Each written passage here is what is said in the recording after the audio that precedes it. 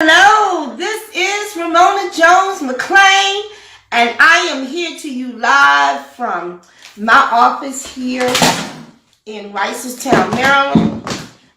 Today we are talking to you about fire restoration. We're going to have a guest with us today from the Masters Construction. It's going to help us break down the fire situation. This came up to me because I was noticing in the news, first of all, the main thing that we insure our property for, in fact, back in the day, it used to be called a fire policy. Fire is like the primary coverage on any type of property, homeowners, commercial, any type of building coverage. We know if anything's covered, fire is covered. What does that mean?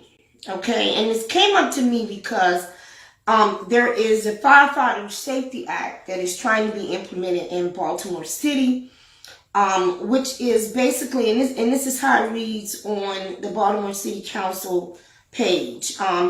It is being established for the purpose of creating basic operational approaches to risk assessment, outlining emergency response rules of engagement. So that's basically when they go in your house, if they go in your house, what they do when they get in there, if they save you, if they don't save you. Requiring all fire suppression personnel employed by Baltimore City Fire Department to be equipped with a digital audio and video recording device by a certain date, and requiring the implementation of safety and risk management systems defining certain terms, establishing and reporting requirements by a special and effective date. This is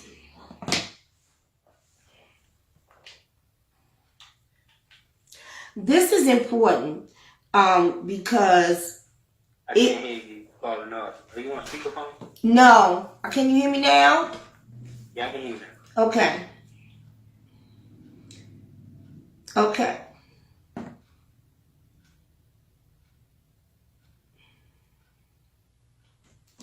Okay. This is important because it's been getting mixed reviews from firefighters in the community, because basically one of the challenges with audio and video equipment is the level of heat, and it's also restricting when they cannot go into the property.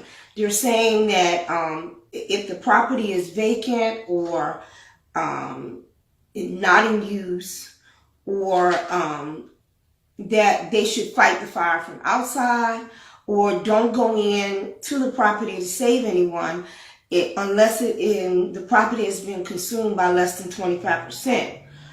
It also deals with how fast firefighters can go. They're saying that their travel speed should be limited to 15 miles per hour over the speed limit. So this got me thinking about fires in your house, especially since earlier this year, one of my policyholders had a house fire, and one of the situations that allowed her to be able to salvage as much as she can for her property is the fact that the fire department got there quickly. And even though at this point her house has been completely totaled and is being completely in a rebuild status. So what is fire? Fire there are several classes. I believe I'm going to list three. Class A is fire that involves solids such as paper, cloth, wood, plastics. Fire that involves liquids or solids that can turn into liquids. Fire that involves flammable gases such as propane, hydrogen, natural gas, and butane, like that manufacturing plant that blew up last year, which involved several different types of gases that they use in the manufacturing of their product that caused the building to explode and ultimately ended up in being consumed with fire. But did you know that the highest cause of residential fires is you folks that are in your kitchen cooking. You folks in your kitchen cooking is what's causing these houses to burn down. You know, the ones that in there and they finish cooking, they forget to turn off the oven. Or the one that turn the oven up, the eye up too high, and next thing you know, flames are shooting up around the frying pan. You know, that one. And then a fire sparks somewhere. You settle down the fire at the stove, but it sparks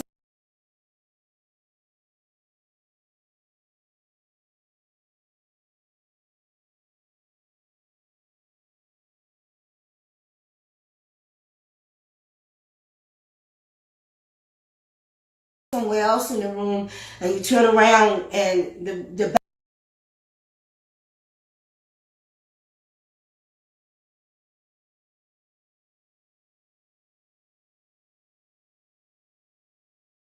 back of the kitchen is up in flames.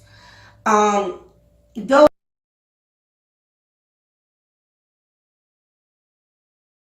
kind of things that happen in your kitchen.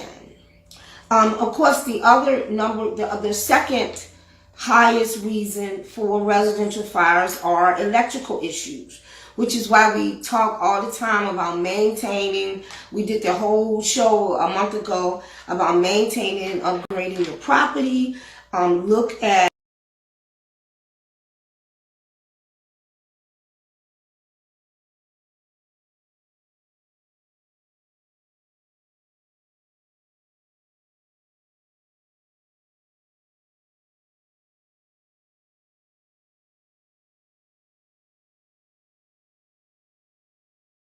questions regarding wiring. And I know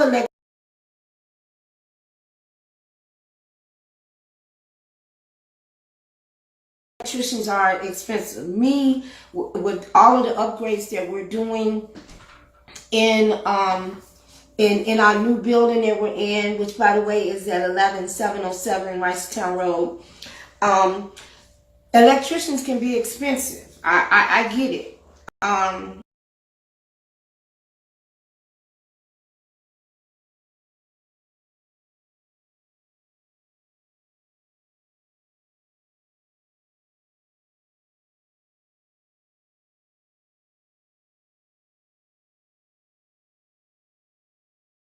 Houses to burn down. You know, the ones that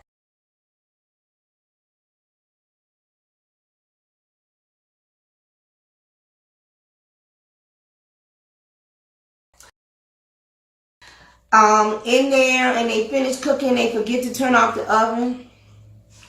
Or the one that turn the oven up, the eye up too high, and next thing you know, flames are shooting up around the frying pan. You know, that one. And then a fire sparks somewhere. You settle down the fire at the stove, but it sparks somewhere else in the room, and you turn around and the back of the kitchen is up in flames. Those kind of things that happen in your kitchen. Of course, the second highest reason for residential fires are electrical issues, which is why we talk all the time about maintaining. We did the whole show a month ago about maintaining and upgrading your property. Look at questions regarding wiring.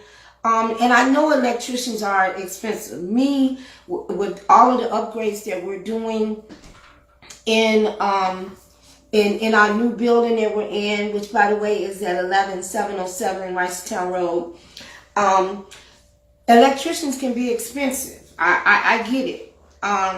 Sometimes you just have to incrementally do a little bit of stuff at a time in order to get everything done. But electric is one of the things you really should not shortcut.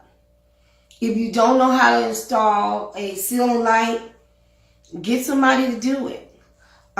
Because when you playing around with electrical issues, that's your house. It can catch on fire. It can catch on fire. My policyholder who had the house fire earlier this year, the cause of her fire was electrical. It wasn't her cooking in the kitchen. But so these are the reasons that our houses catch on fire. But what happens? And why do we end up in a fire restoration issue? Number one, smoke detectors.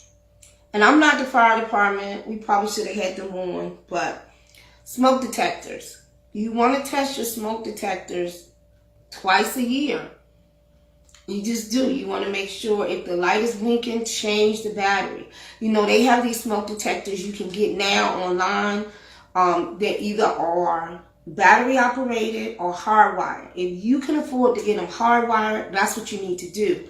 But which means they're tied into your electrical system with a battery backup. Okay? When one smoke detector goes off in one portion of the house, it makes all of them go off. That's really common right now because in different areas, the codes have changed requiring that, especially if you're like me, moving into a building where you're renovating and you're doing things to upgrade how you function in the property that you're in. Those smoke detectors that tie in, and you can go on Amazon, you can go on eBay, you can go to Walmart, you can go to Home Depot or Lowe's. They have those that are synced. So if one goes off, all of them go off. So if there's a smoke in the back corner of your shed, down in the basement, the smoke detector is, you're not going to have to worry about having to hear that smoke detector because it's going to go off in every smoke detector in the entire house, up in every bedroom. And you know that's what they recommend, that you put a smoke detector in every bedroom and they're all synced with the one in the kitchen, the one in the basement, the one in the living room. Okay, especially those folks, sorry to say, that sit and watch TV late at night in their living room smoking and fall asleep with the cigarette in their hand. It happens. These things happen. You know, when Farmer says, I know a thing or two because I've seen a thing or two, these types of fires have happened and they affect your property. And then, of course, we're dealing with intentional fires. You know, you folks that maybe accidentally set a fire and instead of trying to put it out, you just walk away and let it burn.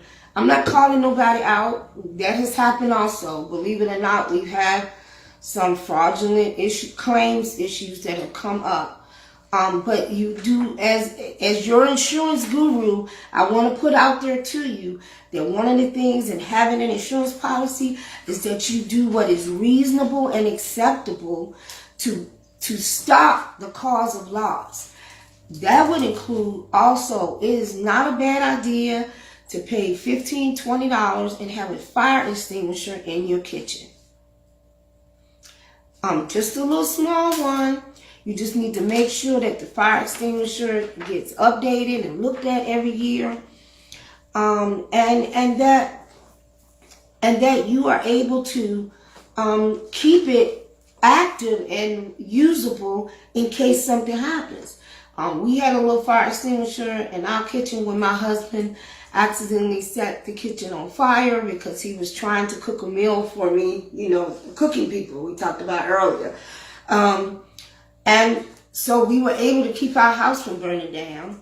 And sometimes that happens. So I was looking at the statistics for Baltimore County. In Baltimore County, in 2020, there were a total of 134,442 incidences with regards to EMS and fire situations where the fire department had to be called. Of course, the highest number of incidents have to do with emergency services because you get sick, you call 911 for the ambulance to come. But there were 1,991 structural fires or different types of fires, whether it was a vehicle or a structure, or hazardous materials, or even people burning stuff in their backyard. You know, I don't believe it is legal in Baltimore County to burn trash in your backyard. That is such a country thing. and it is really, really, really not allowed. But those are the statistics. And the thing is that when you're looking at a fire, or whether or not a fire has occurred, or whether or not a fire can occur, the number one reasons: make sure your kitchen is safe and set up. Make sure you have a smoke detector in there as well as a fire extinguisher. And you have knowledge of what to do if there's a grease fire, what to do if it's just a regular fire. The other thing, candles.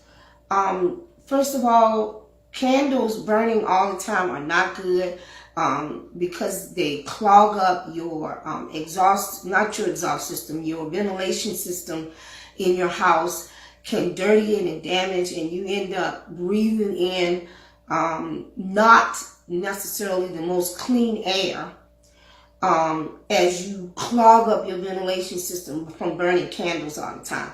Not saying you shouldn't love your candles or you can't burn your candles, sure, but it can't be something that's burning all day long. And definitely, with respect to protecting your property, you should not leave your candles burning all day, because they can be a fire hazard. Okay? But listen, so when a fire has happened, and what do? Of course, we all know. The first thing we do is we call 911. They come, they stop the fire, they get the fire out. What happens after that? Now, I'm going to tell you right now, having recently gone through this experience, there are people who wait who really monitor the scans, the emergency scans, waiting to hear about a fire. And as soon as something happens, they show up. You got your adjusters, you got your restoration people. I'm just going to tell you right now that these are not the people you want to be helping you right when the fire occurs. It's just like a life insurance agent showing up right after a death from a house fire. They are literally there to prey on something that has happened to you at the worst moment of your life. You can take their information, you can hear what they have to say, but my advice to you is not to make a decision. First of all, a public adjuster who, if it was a huge, dramatic event where, like my apostle recently, I may recommend someone to spend time with you and help you navigate the situation. But choosing that someone should not happen the night of the fire. They're going to try to scare you and say, oh, you got to get the house boarded up. Listen, if you've got a good insurance company and you know your policy is enforced, the fire's happening, you're on the phone calling the 24-hour service of your insurance company. The insurance company knows that, first of all, they're, along with you, are responsible for getting this property secured so that they can stop any future loss. And so your insurance company, as long as everything is intact, is going to make sure that you can get someone out there to assist you with getting the house boarded up, getting the preliminary stuff done. You know, the fire department is going to come and stop the fire, but water is in the basement, or water is sitting pooled places. Water got to be pumped out. If there are walls still standing, things need to be stand up to protect the items that are in there. I know a lot of people tell you if you in the middle of a fire, have your go bag, grab your stuff, and grab your valuables and take them with you.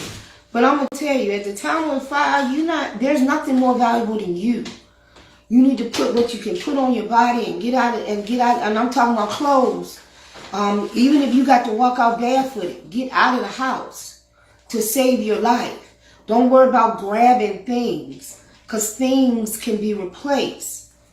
Okay? The damage the smoke inhalation damage that it can do to your body, just being in a house a few more seconds to grab whatever, whether it's your pocketbook or your mother's diamond necklace from her grandmother.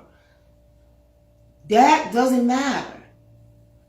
First of all, diamonds can't burn, so the diamonds will probably still be there when the fire's over. I don't think they can. If I'm wrong, call me. 410-481-1010. Okay. Yes. All right. So, these are the things you want to do. But there are a lot of companies you can work with. The time to make the decision about who they are is not the day of the fire. Get their information. If in fact you feel like you need a public adjuster, yes. But what is the process? What is the process in determining what should happen after the fire? So we have a guest that's coming on. I hope he's going to make it. He's coming from the Masters Construction. They specialize in fire and water restoration. Until they come on, we're going to go over a few things. No, you haven't had anybody call in yet. I apologize. Oh, that's okay. That's all right. We just reached out to him, so to see if everything was okay. All right. So, of course, the first stage after the fire is over is cleaning and removal, and that's what I was talking about. Boarding up windows so that you don't get fined by the city or county. Removing water so that you don't cause mold or mildew to settle in the amount of property that can be retained. Have an insurance company to come out and assess what the damage is. And, when I worked at that other farm company, I used to give out these little inventory books.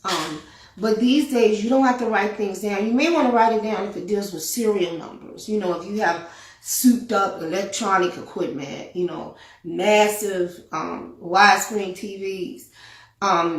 These days, you purchase stuff. You can always go back to your credit card company and get a list of the items you purchased when.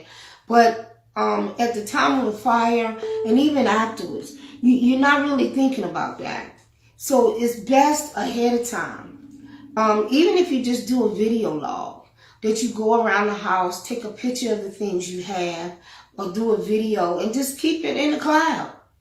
So that if something like this does occur, then you can say, okay, this is a video of my living room. This is a video of my dining room. This is a video of my kitchen. Because it is a job in and of itself trying to pull together and catalog everything that you had or was destroyed in the fire. Now, some stuff, and there are companies that specialize in this, that work with adjusters, will go in and be able to determine what you may have had by looking to see what's actually left over from the fire. And of course, there'll be things that are absolutely irreplaceable. You cannot replace family photos, but you can restore family photos. And so there are companies that specialize in that. Companies that will come and get clothes and furniture and things and get them cleaned and get the smoke out and get as much of the smoke out as you can. There will be some things that the smoke will never come out of. They will never get cleaned. All right, I got Carlos or Levine. Yes. Okay. All right. So we're going to bring our guest in from the Masters Construction. Hello. How are you today? Hello. Is he on the line? Yeah, I pulled him up. Okay. Hello.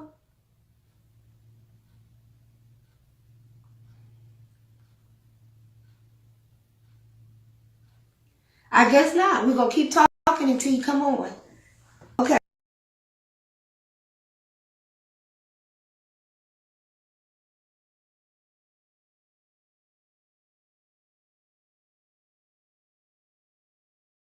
Hopefully he'll call back in, but he wasn't answering when I tried to pull him up on the line.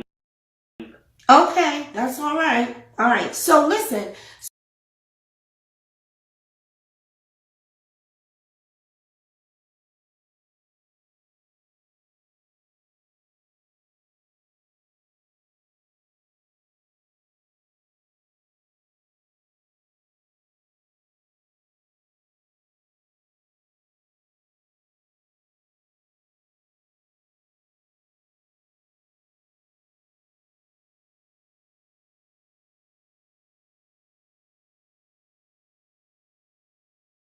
So, but back to the inventory. So you want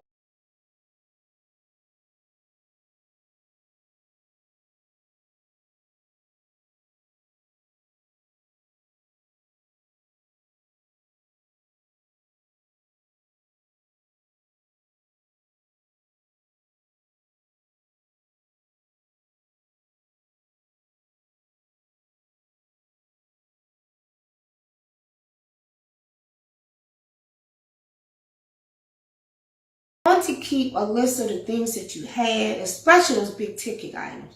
A lot of times,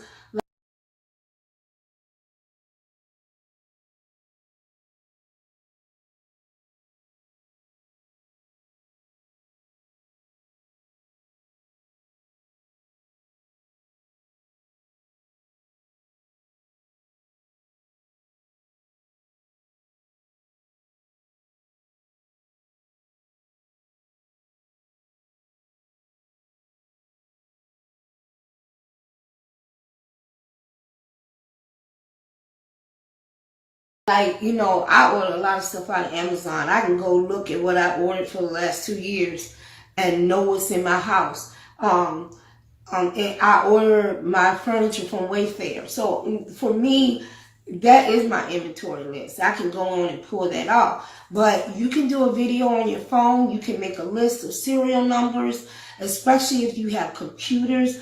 There are some little mini music producers out there, and you got recording equipment. Got to get a picture, got to get a serial number of those items, especially if it's items that you've had for a long time, 5, 6, 10 years. They still have value because you use them. They might not have as much value as when you originally bought them. But the thing is, most policies these days have replacement cost coverage on it, which means they're going to give you what you need based on what it costs to replace it today. Well, hello from the Masters Construction. How are you? Good. How you doing? Excellent, excellent. So listen, thank you so much for being on with us today. You are from the Masters Construction, and you are very famous. You work with a lot of homeowners and businesses and churches in and around the state of Maryland, helping them to get back what they lost, especially after fire restoration. Yeah. Yeah. So tell me, okay, so my house is burnt down. It's almost gone. Tell me what's the first thing I need to do after the fire department comes and puts the fire out. The first thing usually is what's important is once everything is put out, is you have to board it up, secure your property. Exactly. And that's something, calling a company like yours, you can take care of for the policyholder, can't you? Yes, ma'am. Absolutely. And then the adjuster's going to come out and they're going to do an evaluation on what's lost and what it's going to cost to replace it. And then what happens after that? After that is pretty much we go in and clean the house out. After we clean the house out, we usually meet up with the homeowner to walk through the property and see exactly what needs to be done to start putting the house back together. So what happens if the adjuster for the insurance company comes in and he says, well, we think it's going to cost $200,000, and you go in and you see that there are joist issues in the basement. There's a foundation that's been cracked because maybe the water pressure from putting the fire out. And so you know it's not enough money. What is the process that you as the construction company along with the homeowner can do in order to assist in mitigating and getting what is necessary to get the house rebuilt? Well, let me step back. When I start, I always ask the client, do you have code upgrades? A lot of people don't realize the code upgrade is very important to have that on your policy. council has to do everything else. Everything has to be brought up to code. Baltimore County, Baltimore City, whatever county you live in, whatever city you live in, has to be brought up to code to be able to move back in and get your use occupancy permit to move back in. So that is very important. I always ask customers, do you have code upgrades? So the coverage that he's talking about is called Building Ordinance and Law, which is an endorsement on your homeowner's policy where if building codes have changed, they give you additional monies to make sure you can meet the current code, right? Right? Yes. Go ahead. I'm sorry. So that's what I would usually go by that, and a lot of people don't realize the biggest thing is with these fires is the smoke. The smoke getting rid of the smell, treating the property the proper way to get rid of the smoke smell. Okay.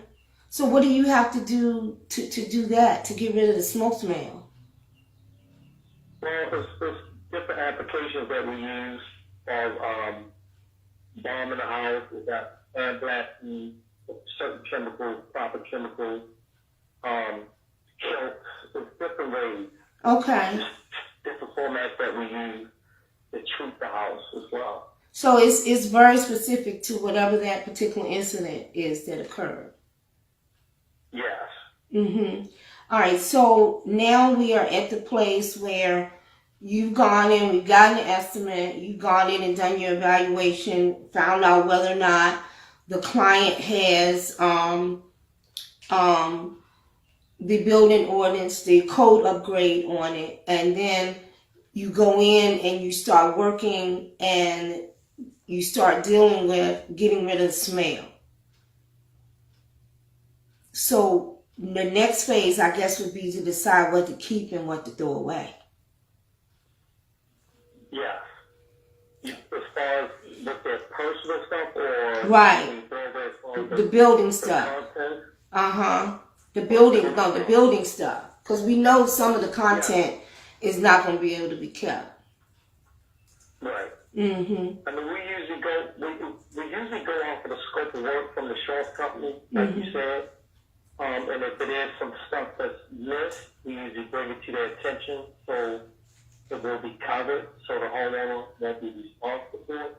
Right. And then once all that's, we all have that in order for our setup for the scope of work, we usually go through the scope of work and I usually walk through with the homeowner to make sure they understand how everything's supposed to be, how it's supposed to go back. And then, I always get the customer pick their, make sure they pick their colors, the fixtures. Right. All that stuff is important. Because, right now with the pandemic, it's just been very hard. Some stuff has been back order, some stuff you just can't get right now. Right. All right, so we're going to take a break for station identification. We're going to come back and talk about scope of work. What does that mean and what does that involve? All right, this is Ramona Jones, your insurance guru. We'll be back in a minute.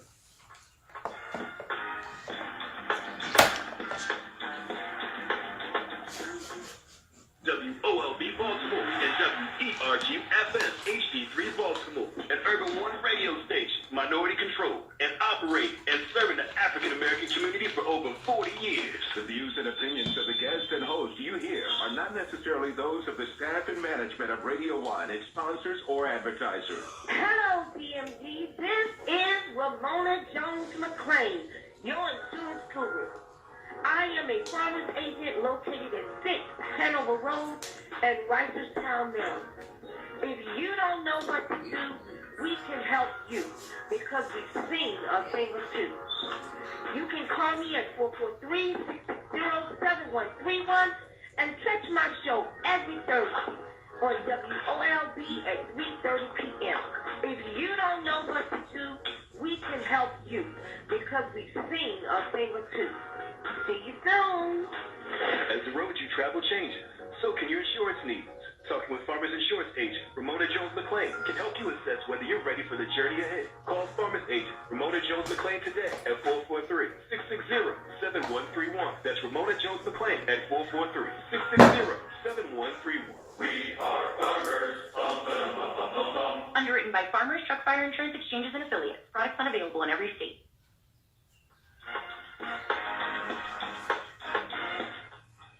Are you ready to come back live? Yes. Are you live in 3, 2, 1, whenever you're ready.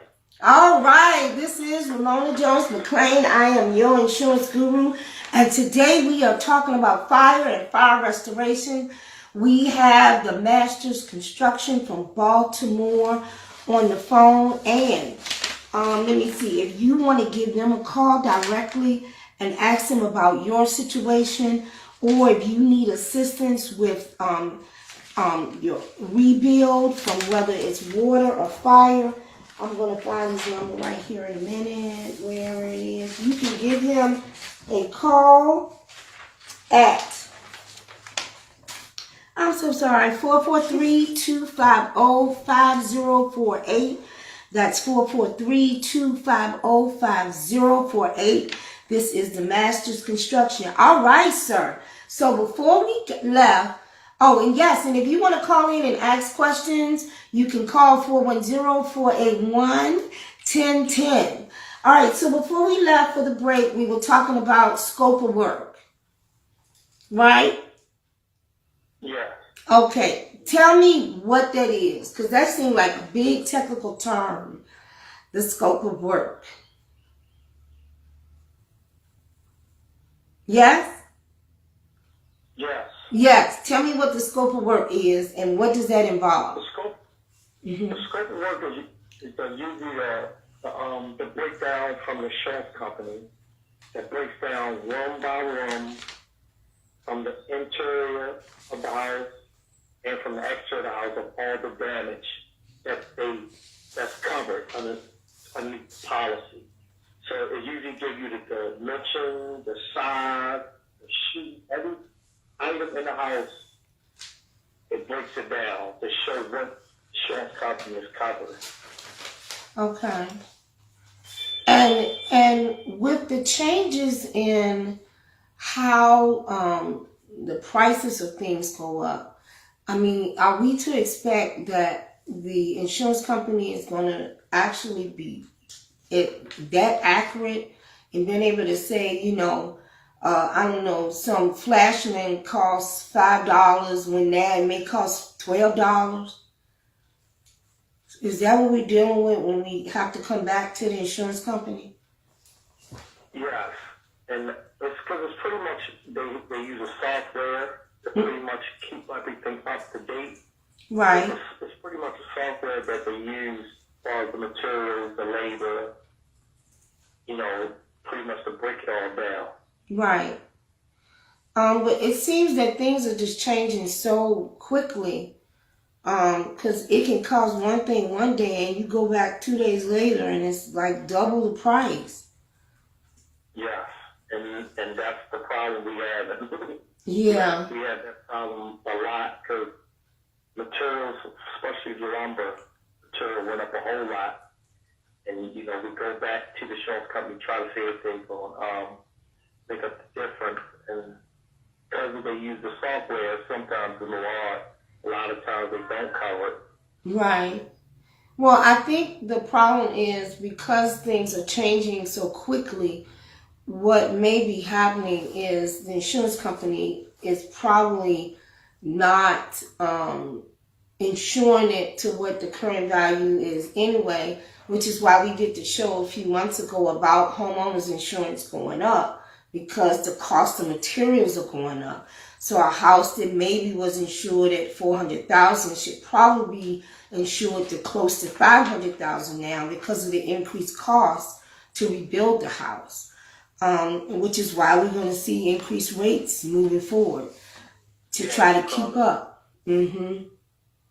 Yes, but you know, one of the things that a homeowner should make sure they have is to get the guaranteed replacement cost or the extended replacement cost on your property. So in those instances, you won't have to worry about the increase in cost because replacement cost is replacement cost.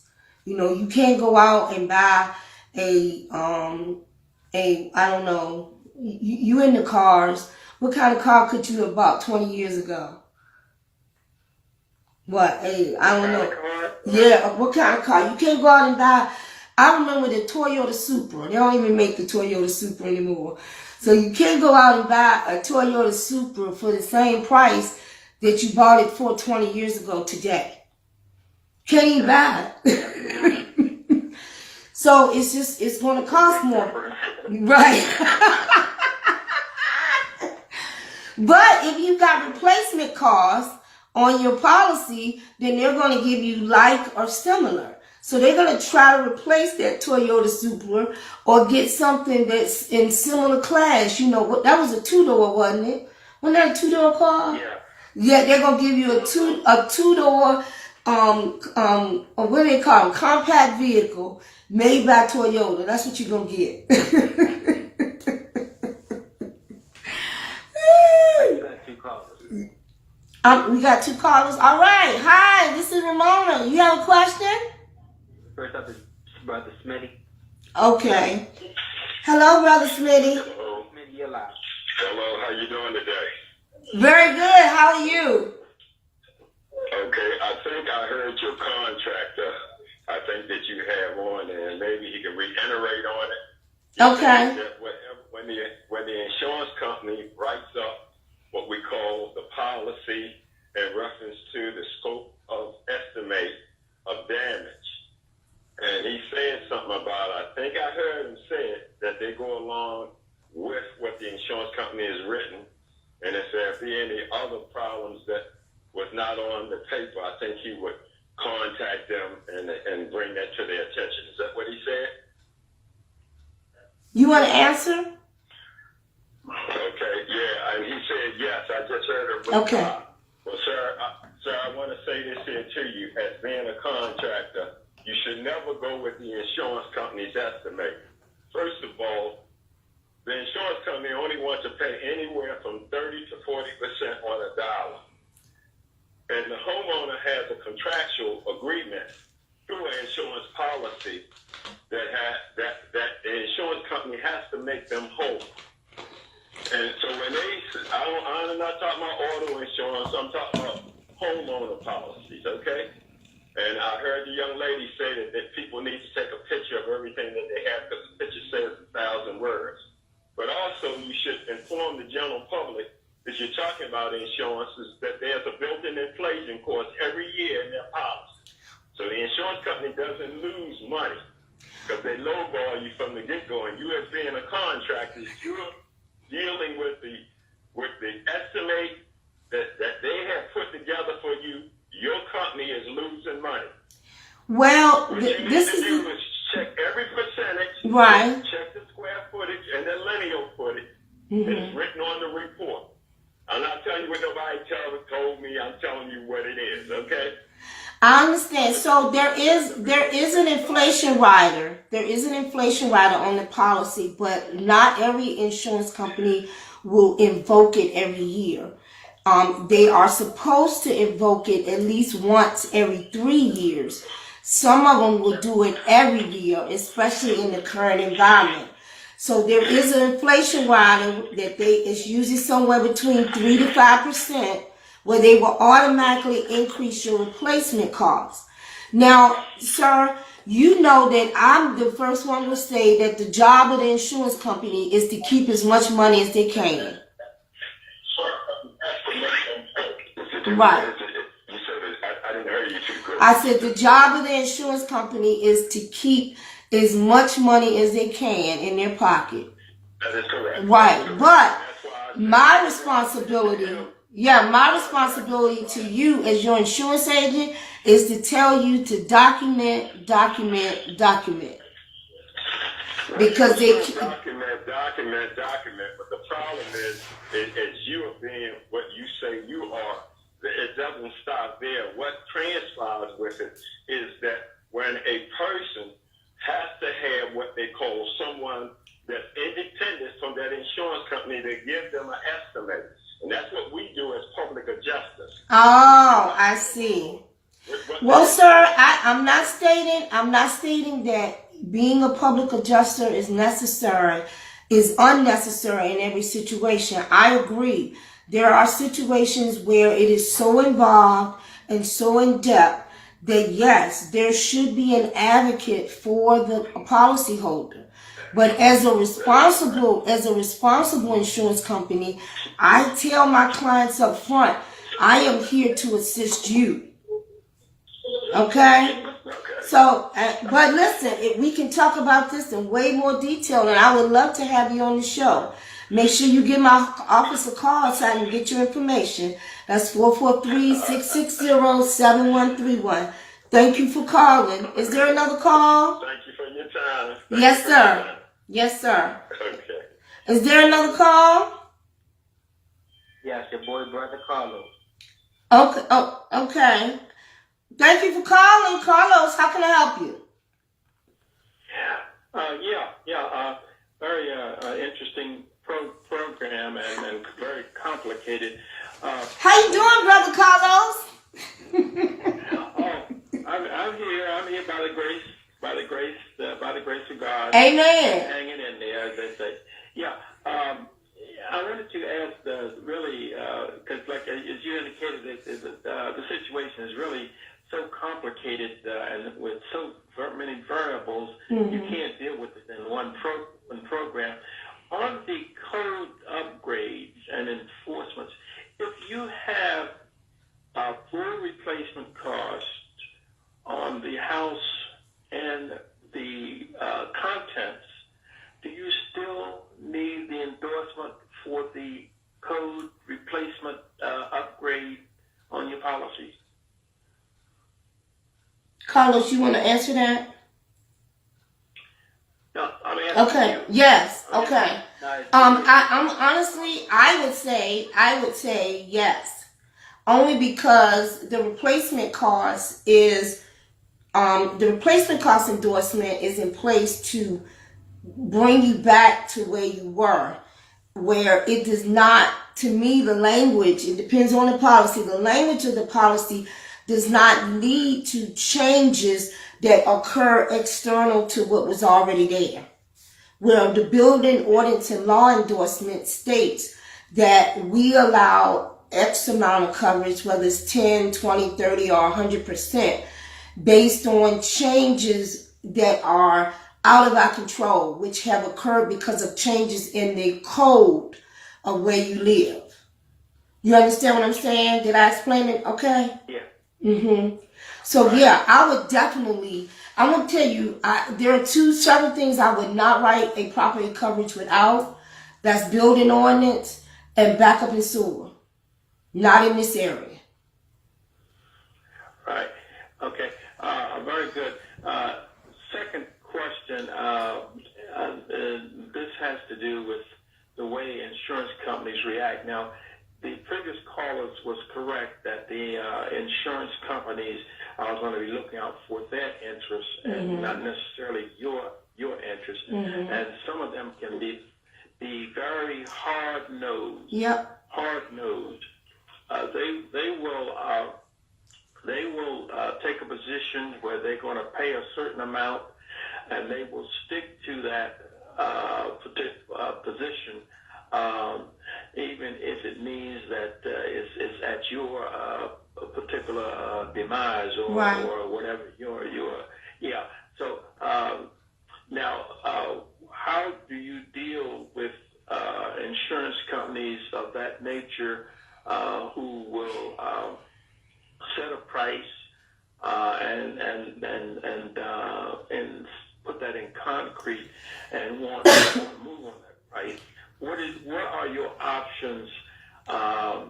You can go to the public adjuster, but also isn't an option to go to the state insurance commissioner and so forth because you're not getting what the policy stipulates?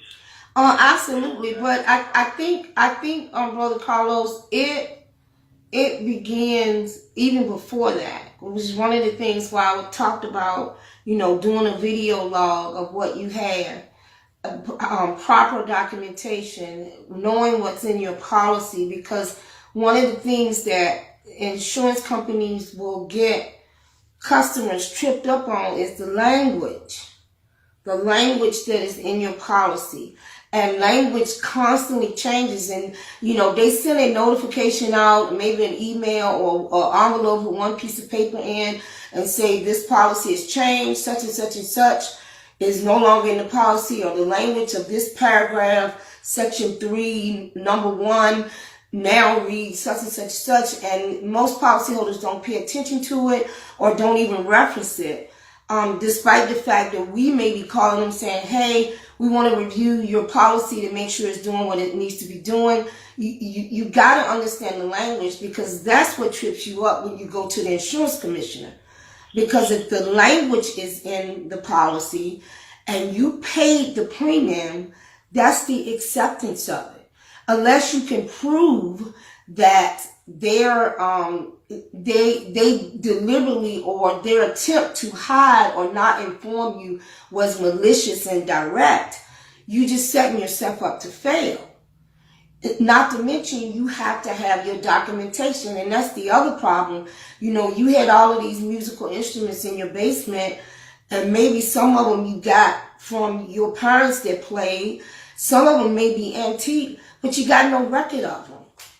And the thing is, right, if it's on paper, if there's a video, if there's documentation, you can't refute that. I know I had this because this is why I had it. And honestly, insurance companies, not all of them, and not all adjusters, they rely on you not having your stuff together. Yeah, and you're right, and also you have a situation where different companies will write different policies, and one will give you broader coverage for an additional premium, and one will give you less coverage for a lesser premium, right? And you want to look out. I think, in my opinion, you want to look out and make sure that you are covering as many bases as possible, getting the best policy that gives you the broadest coverage, so that you're not caught in the lurch if something does happen. And I appreciate the information. Thank you for taking my call. Absolutely. Thank you, Brother Carlos. All right. And so he's exactly right. I say this all the time. Do not shop price, shop coverage. The cheapest one, you get what you pay for. That's how important it is. You get what you pay for.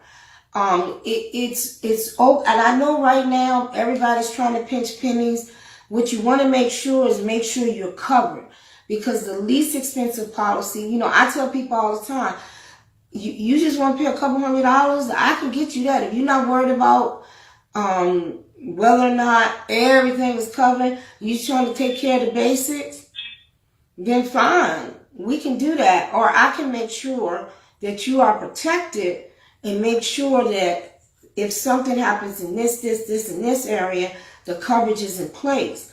And that's important. That is so important when it comes to protecting where you live, when it comes to protecting your investments.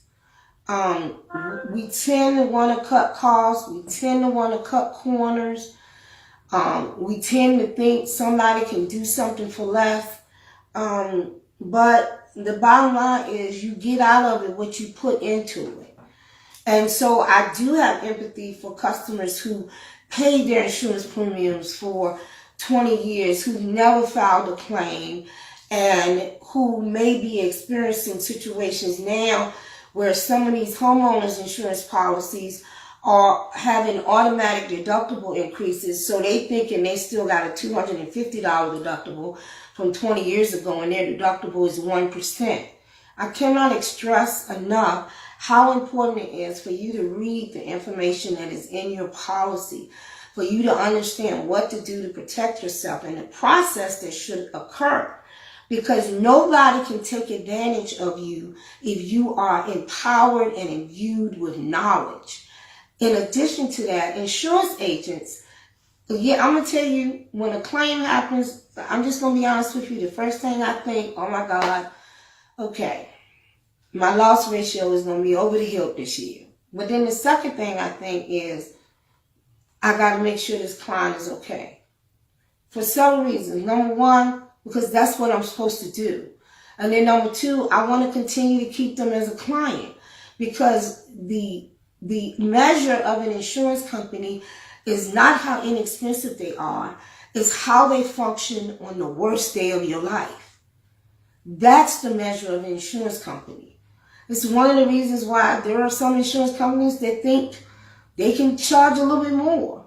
Why? Because when it means the most, they step up and do what they say they're going to do, which is to restore you from whence you came from. Restore what the locusts have eaten, if we want to go spiritual. Okay? To put you back where you came from by providing you with the comprehensive coverages that are necessary to make sure you can have your house rebuilt. Because that's a disheartening thing when everything that you have accumulated over a lifespan is destroyed within a matter of a couple of hours. And, you know, I work with a lot of contractors. I've worked with the masters of construction. They have been able to do the things that need to be done to help my policyholders navigate through this difficult situation in order to get to the other side of it. And that's just very important. Give me their number again. If you want to call the Masters Construction, their phone number is 443-254-5048. Their website is themasters-construction.com. Their email address is themasters_company@yahoo.com. One of the things that is important when you're looking to buy homeowners insurance is making sure that everything you want in it, you can get in it. The first thing you have to do is to know what you need in it. Make sure that in choosing your homeowner's policy, you choose the agent that you want to work with. There are a lot of wonderful minority agents across the board at all these insurance companies that really are here working in your community to help you make wise decisions. Do not take that lightly. And of course, you can always call me at 443-660-7131. So before I go today, I want to thank all of my callers and my guests that was on. And I want to remind you to come out to my open house this Wednesday. We're going to be opening from 10 a.m. to 8 p.m. on Wednesday. I am located at 11707 Reisterstown Road. You can check me out on Facebook at Ramona Jones McClain Farmers Agent. Also Instagram at RJM.InsuranceGuru. RJM.InsuranceGuru. We will be streaming it throughout the day. Not all day, but periodically throughout the day, because we're going to have some giveaways. We're giving away Walmart gift cards. I'm sorry, Amazon gift cards. We're giving away Amazon gift cards in a raffle, but you got to come and put your name in the hat. We're going to have food. We're going to be giving quotes and discussing insurance on like so many levels. Any questions you want to add, you want to have a private sit down with me. There are 3 other producers here. We're also going to be talking about our tag and title service and our travel service. And listen, if you want to call, you can give us a call at 443-660-7131. You can also send us an email at rjminsuranceagency@gmail.com. That email is open to everyone in my office. So someone will get back to you. You can also send us a text to the office number at 443-660-7131. We are really going to try to make it an enjoyable experience next Wednesday. That's from 10 a.m. to 8 p.m. Come out and get food and fun and enter into our raffle and let's talk insurance. And I want to thank you so much for encouraging me. I've been a farmer's agent come next Wednesday for 10 years. And I've been on the radio for the last 4 years. And I appreciate my audience. I appreciate the fact that you guys keep encouraging me and have pushed me to the point where this is a staple part of my business. We're still looking for sponsors for our radio show. So you are welcome to just give us a call if you are interested. And I appreciate everything that you've done for us. My name is Ramona Jones McClain, and I am your insurance guru. I'll talk to you next week.